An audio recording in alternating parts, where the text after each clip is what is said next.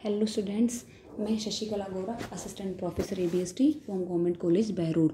आज के इस लेक्चर में हम बीकॉम पार्ट सेकंड के पेपर एबीएसटी के पेपर फर्स्ट इनकम टैक्स के chapter second residential status and incidence of tax निवास स्थिति एवं कर भार के बारे में बात करेंगे।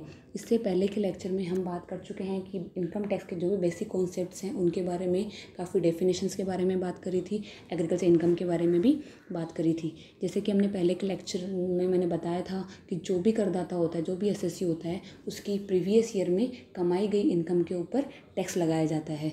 तो प्रीवियस ईयर में जो भी इनकम कमाएगा उसके ऊपर टैक्स लगाया जाएगा। साथ ही हमें ये भी पता होना चाहिए जो एसएससी है, जो करदाता है, उसकी निवास स्थिति क्या है, वो भारत का निवासी माना जाएगा या नहीं माना जाएगा, क्योंकि ये सब चीज़ें डिपेंड करती है कि उस जो करदाता है उसकी कौन कौन से इनकम पर टैक्स लगना है। तो जो भी प्रत्येक प्रीवियस ईयर होगा, उसके प्रत्येक प्रीवियस ईयर के लिए हर बार उसका रेजिडेंशियल स्टेटस, निवास स्थिति को चेक किया जाएगा। तो incidence of tax depends upon, किसी भी करदाता की कर भार डिपेंड करता है दो चीज़ों के ऊपर। उसकी जो इनकम है उसका नेचर क्या है, वो इंडियन इनकम है या फॉरेन इनकम है, और उसका रेजिडेंशियल स्टेटस क्या है, उसकी निवास स्थिति क्या है। ये दोनों चीज़ें डिपेंड करती हैं कि उसके ऊपर कितना कर आएगा और कौन कौन सी इनकम उसके ऊपर टैक्सेबल होगी। तो जो निवास स्थिति की बात कर रही हूँ वो डिस्कस किया गया है इनकम टैक्स एक्ट 1961 के सेक्शन 6 के अंदर। जो सेक्शन 6 का सबसेक्शन 1 है वो बात करता है इंडिविजुअल के रेजिडेंशियल स्टेटस के बारे में। 6(2) बात करता है एचयूएफ, फर्म, एओपी, बीओवाई के रेजिडेंशियल स्टेटस के बारे में। और 6 का सबसेक्शन 3 बात करता है कंपनी के बारे में। और 6(4) बात करता है अदर लोकल अथॉरिटी और आर्टिफिशियल जुडिशियल पर्सन के रेजिडेंशियल स्टेटस के बारे में। आपको इतना सबसेक्शन वगैरह इतना इसके लिए इतना याद करने की ज़रूरत नहीं है, पर आपको पता होना चाहिए जो सेक्शन 6 है वो रेजिडेंशियल स्टेटस के बारे में बात करता है। तो रेजिडेंशियल स्टेटस की मैं बात कर रही हूँ तो निवास स्थान के आधार पर सभी करदाताओं को मुख्य रूप से 2 भागों में बांटा गया है, रेजिडेंट या नॉन रेजिडेंट, निवासी और या अनिवासी, 2 ही भागों में बांटा गया है। लेकिन इंडिविजुअल और एचयूएफ को फर्दर 2 सबसेक्शन 2 और भागों में बांटा गया है। जो रेजिडेंट इंडिविजुअल या रेजिडेंट एचयूएफ होगा वो एक ऑर्डिनरी रेजिडेंट भी हो सकता है, नॉट ऑर्डिनरी रेजिडेंट भी हो सकता है। इसको साधारण निवासी भी बोलते हैं, असाधारण निवासी भी बोलते हैं। तो रेजिडेंशियल स्टेटस को चेक करने के लिए इनकम टैक्स लॉ में 2 तरह की कंडीशन को डिफाइन किया गया है। एक तो होती है बेसिक कंडीशन जिसको आधारभूत शर्त कहा जाता है, और सेकंड होती है एडिशनल कंडीशन जिसको अतिरिक्त शर्त कहा जाता है। बेसिक कंडीशन में भी फर्दर 2 कंडीशन डिफाइन की गई हैं और एडिशनल कंडीशन में भी फर्दर 2 कंडीशंस डिफाइन की गई हैं, जिनके बारे में आगे अपन बात करते हैं। तो सबसे पहले हम देखते हैं कि इंडिविजुअल का रेजिडेंशियल स्टेटस कैसे चेक किया जाएगा, उसको कौन सी कंडीशंस फुलफिल करनी पड़ेगी ताकि वो रेजिडेंट कहलाए। तो देखते हैं, सबसे पहले आता है इंडिविजुअल। अगर इंडिविजुअल रेजिडेंट है या नहीं, इसके लिए सबसे पहले आपको देखना पड़ेगा कि वो बेसिक कंडीशंस पूरी कर रहा है या नहीं। तो अगर कोई इंडिविजुअल जो 2 बेसिक कंडीशन मैंने बताई है उनमें से एक भी बेसिक कंडीशन पूरी करता है तो उसको रेजिडेंट माना जाएगा। अगर दोनों बेसिक कंडीशंस में से कोई भी कंडीशन फुलफिल नहीं करता है तो उसको नॉन रेजिडेंट माना जाएगा। अब बात करते हैं ऑर्डिनरी रेजिडेंट और नॉट ऑर्डिनरी रेजिडेंट के बारे में। तो वो आती है आगे एडिशनल कंडीशन के ऊपर। अगर कोई भी रेजिडेंट इंडिविजुअल है वो दोनों एडिशनल कंडीशन को फुलफिल कर देता है तो वो माना जाएगा ऑर्डिनरी रेजिडेंट। और अगर वो दोनों को ही फुलफिल ना करे या दोनों में से किसी एक को भी फुलफिल ना करे तो उसको माना जाएगा नॉट ऑर्डिनरी रेजिडेंट। और नॉन रेजिडेंट के लिए तो एडिशनल कंडीशन अप्लाई ही नहीं होगी, जब वो बेसिक कंडीशन पूरी नहीं कर रहा तो वैसे ही वो नॉन रेजिडेंट हो चुका है।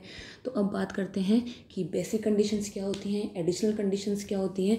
तो बेसिक कंडीशन ध्यान से देखना बच्चों, क्योंकि सारे जो भी क्वेश्चंस आएंगे इन सब सारे इसी कैलकुलेशन पर डिपेंड करते हैं। तो बेसिक कंडीशन 2 मैंने बताई है। फर्स्ट कंडीशन है stay in India for 182 days और मोर इन प्रीवियस ईयर।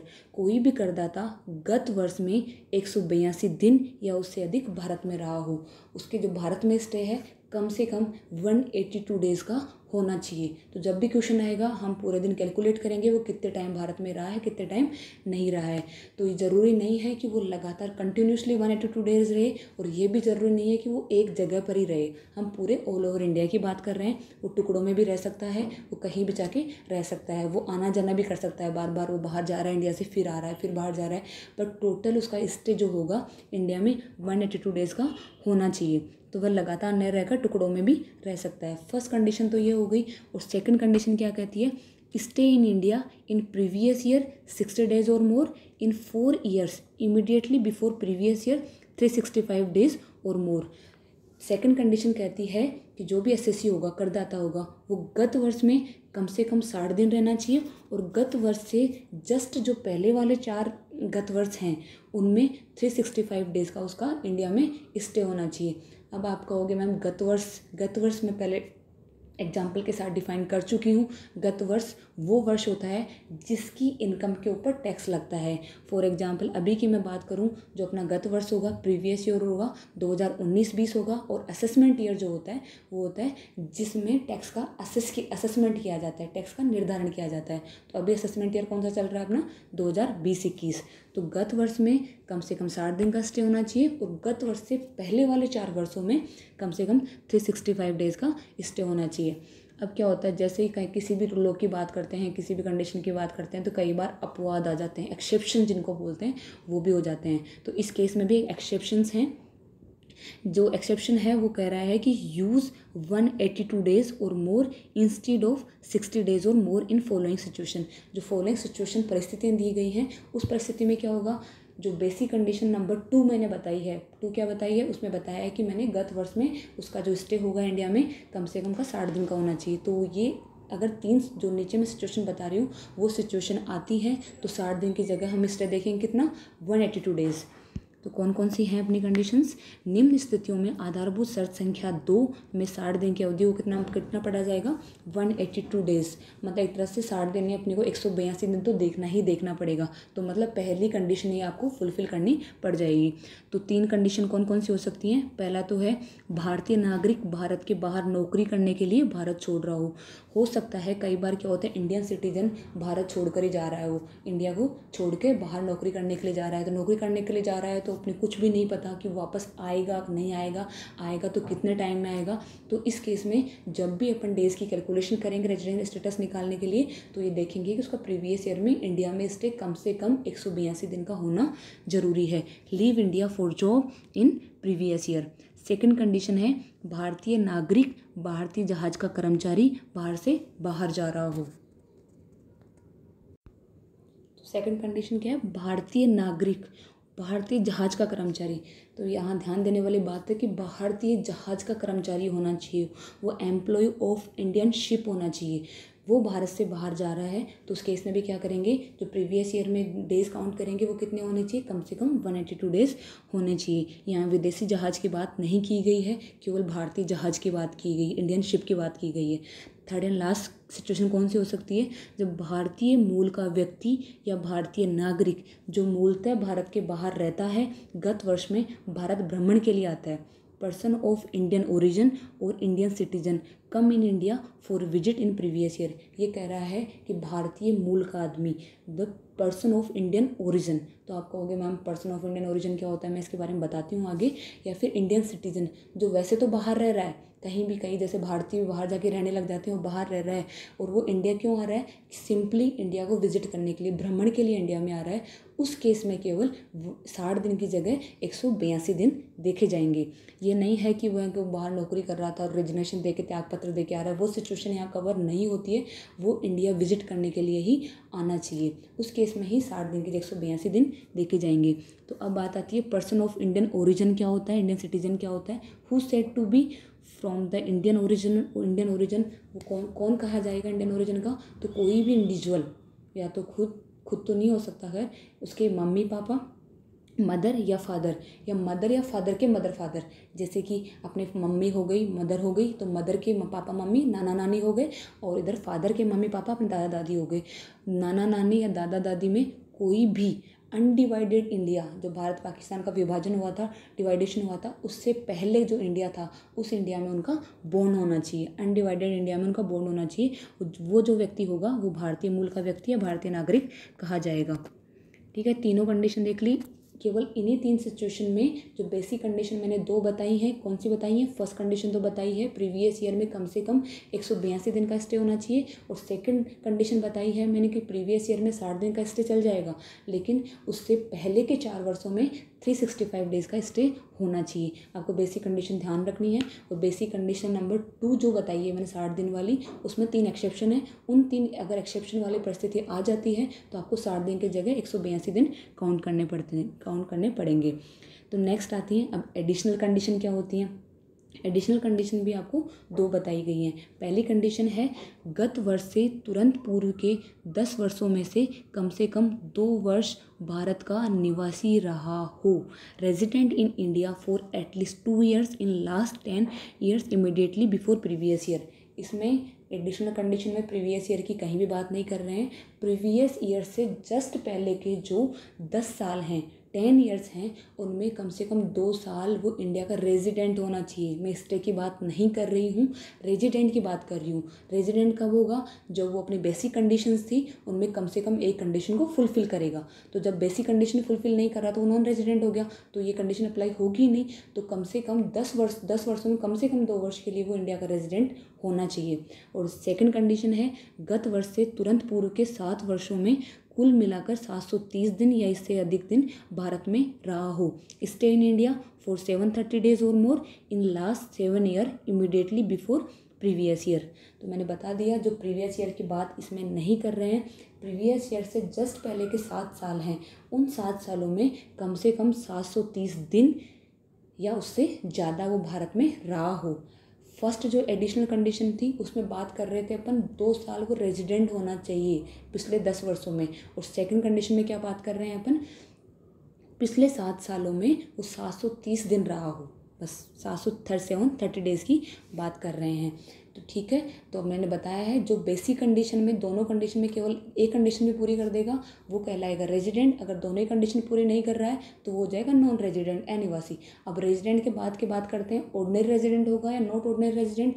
इसके लिए आती है एडिशनल कंडीशंस। अगर वो दोनों एडिशनल कंडीशन पूरी कर देता है तो ऑर्डिनरी रेजिडेंट होगा, और अगर वो दोनों में से कोई एक भी कंडीशन पूरी नहीं करता है तो वो नॉट ऑर्डिनरी रेजिडेंट कहलाएगा। मैंने बता दिया अपने एग्जाम पर्पज से प्रीवियस ईयर कौन सा माना जाएगा?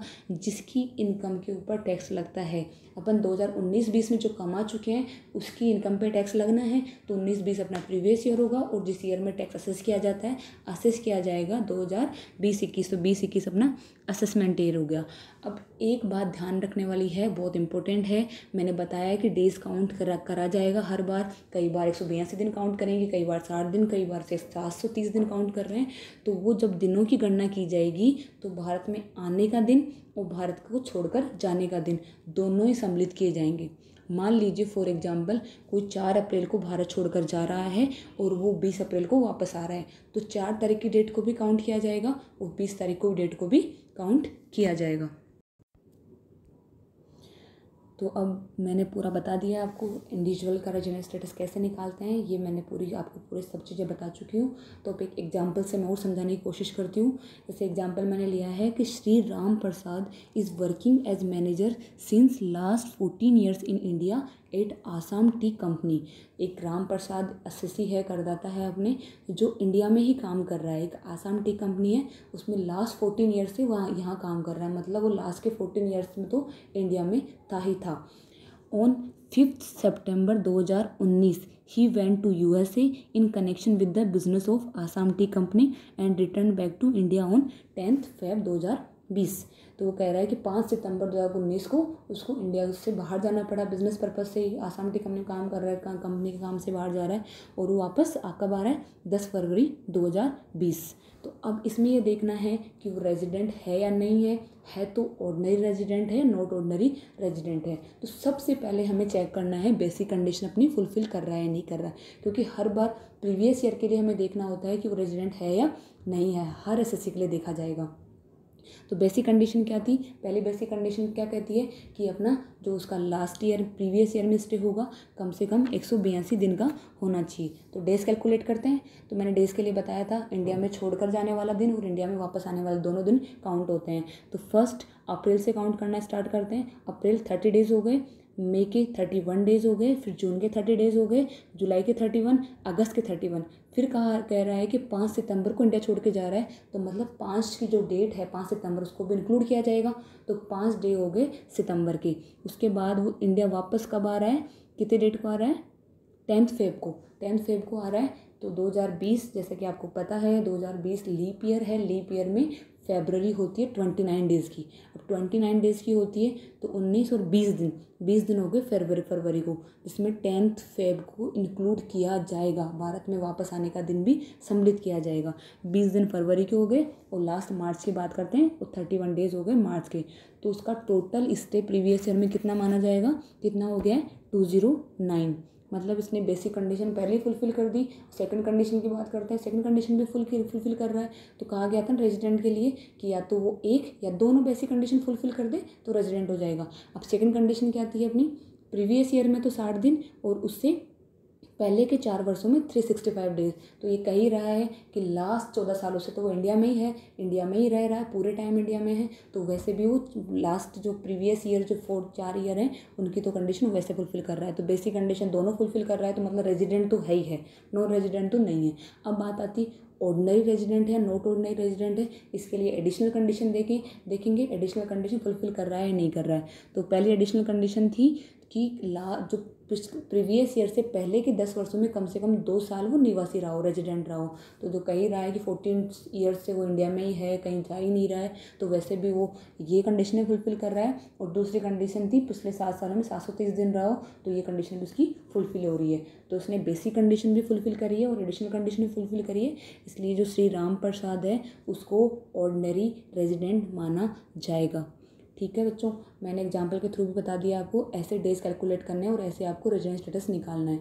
अब जो आगे का लेक्चर में अपन बात करेंगे कि HUF का कैसे निकालते हैं, फॉर्म AOP BOI कंपनी, इन सब के बारे में बात करेंगे। रेजिडेंशियल स्टेटस कैसे निकाला जाता है और बात करेंगे कि रेजिडेंशियल स्टेटस का टैक्स कैलकुलेशन के टाइम क्या इफेक्ट पड़ता है, कौन कौन सी इनकम रेजिडेंट के लिए टैक्सेबल होती है और कौन कौन सी इनकम नॉन रेजिडेंट के लिए टैक्सेबल होती है।